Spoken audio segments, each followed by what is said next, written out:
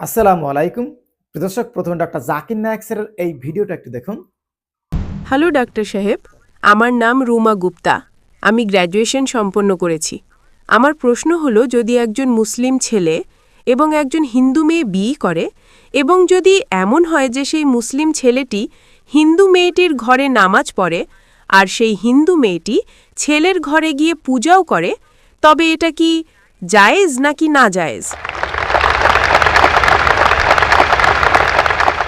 বোনের সুন্দর প্রশ্ন যে যদি একজন মুসলমান ছেলে হিন্দু মেয়েকে বিয়ে করে তাহলে কি সেই মুসলমান ছেলে হিন্দুর ঘরে গিয়ে নামাজ পড়তে পারবে এবং সেই মেয়েটি কি মুসলমানের ঘরে পূজা করতে পারবে কিনা।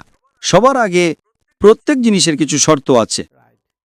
আপনি যদি গাড়ি রাখেন এবং গাড়ির একটা চাকা রাখেন, সাইকেলের একটা চাকা রাখেন ট্র্যাক্টরে, তাহলে গাড়ি চলবে কি? না না, চলবে না।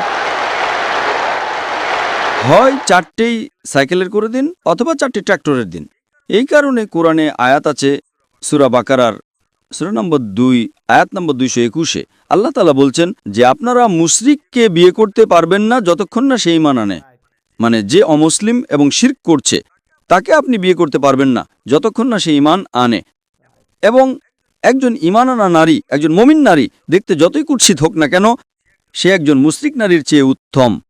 আর সামনে আয়াত বলছে যে মেয়েরা মুশরিক ছেলেকে বিয়ে করতে পারবে না যতক্ষণ না সে ঈমান আনে। একজন মুমিন ব্যক্তি দেখতে যতই কুৎসিত হোক না কেন, সে তার চেয়ে উত্তম যে শিরক করে।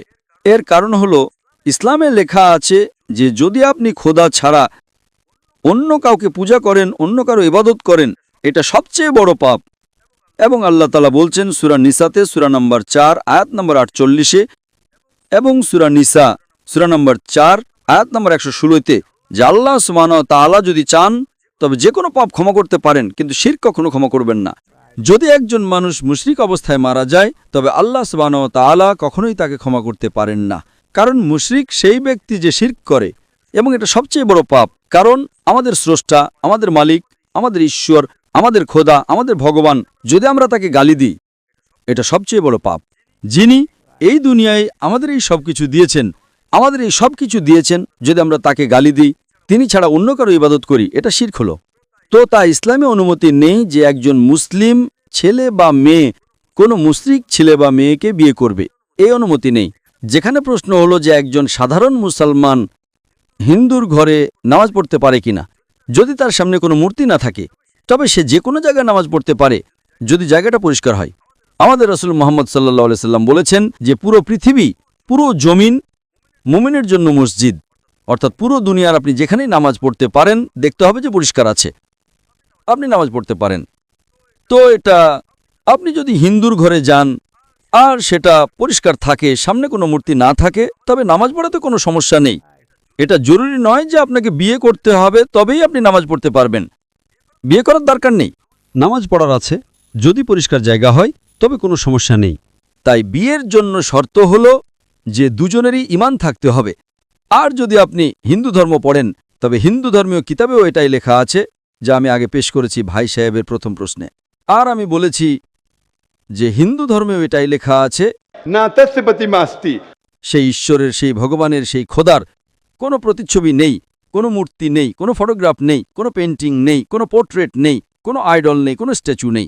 যদি এটা মেনে নেন যে কমপক্ষে যা এক হিন্দু এবং ইসলামের ধর্মীয় কিতাবে, কমপক্ষে তার উপর আমল করেন, তাহলে আমাদের অধিকাংশ সমস্যা দূর হয়ে যাবে।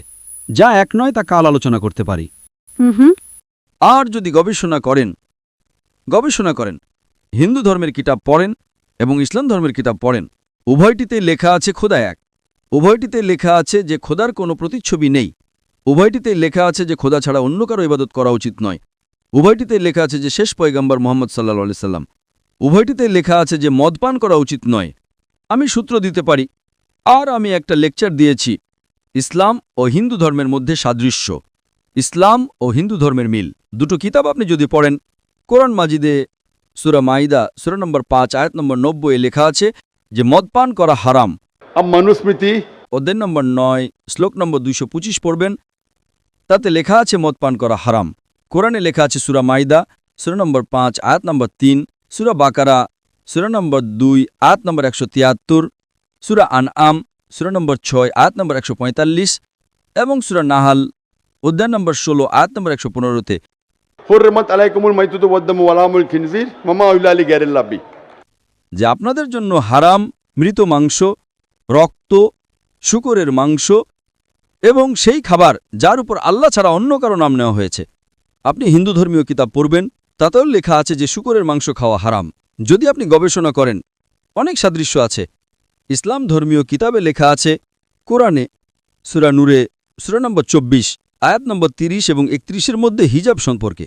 আর নারীকে আলহামদুলিল্লাহ হিজাবে থাকা উচিত, মাথা থেকে ঢাকা থাকা উচিত তার শরীর, শুধু যা দেখা যেতে পারে তা হল মুখমণ্ডল এবং হাতের তালু পর্যন্ত। আপনি যদি হিন্দু ধর্মের কিতাব পড়েন, ঋগ্বেদ বুক নম্বর 8-এ লেখা আছে এবং ঋগ্বেদ বুক নম্বর 10-এও লেখা আছে যে নারীকে নিজের মাথার আঁচল মুখের উপর ফেলা উচিত। ঋগ্বেদও লেখা আছে যে যখন পুরুষকে দেখবে তখন দৃষ্টি নিচু করা উচিত। এটা কুরআন মজিদে লেখা আছে সূরা নূর সূরা নম্বর 24 আয়াত নম্বর 30 এবং 31-এ যে যখনই কোনো নারী পুরুষকে দেখে যে তার স্বামী বা নিকটাত্মীয় নয়, এবং যখনই কোনো পুরুষ কোনো নারীকে দেখে আর নিকটাত্মীয় নয়, তখন তাকে দৃষ্টি নিচু করা উচিত। তো এভাবে আপনারা গবেষণা করবেন, যে সাদৃশ্যগুলো আছে তার উপর তো আমল করুন। তো হিন্দু এবং ইসলাম ধর্মের সাদৃশ্য আছে যা ধর্মীয় কিতাবে লেখা আছে, কিন্তু আফসোসের বিষয় হল যে ধর্মের ঠিকাদাররা এই জিনিসের উল্লেখই করে না। কেন? এই জন্যই আমি সূত্র দেই। আমি কোনো আলেম নই, আমি কোনো পণ্ডিত নই, আমি নিজেকে জ্ঞানপিপাসু ছাত্র বলি, কিন্তু আমি সবসময় সূত্র দেই যাতে কারো সন্দেহ থাকে, কারো সংশয় থাকে, তবে বাড়িতে গিয়ে চেক করতে পারে। অথবা ইন্টারনেটে যান, আপনি টাইপ করুন, বেদও ইন্টারনেট ওপর আছে, কোরআনও ইন্টারনেট ওপর আছে, টাইপ করুন, রেফারেন্স টাইপ করুন, আপনি সূত্র পেয়ে যাবেন। তো তাই গাড়ি চলার জন্য দুজনেরই নিয়মকানুন যেটা হওয়া উচিত সেটাই হওয়া উচিত। এজন্য দুজন মানুষই মুমিন হওয়া জরুরি।